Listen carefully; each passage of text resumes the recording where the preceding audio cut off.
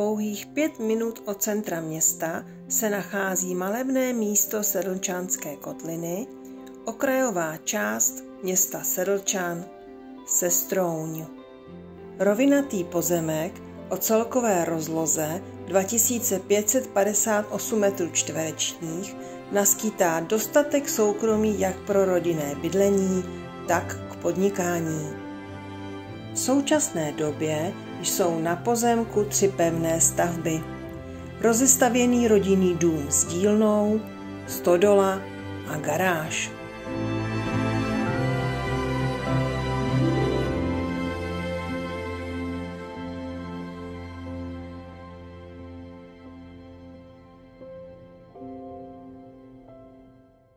Více informací k pozemku vám ráda sdělím na níže uvedeném čísle.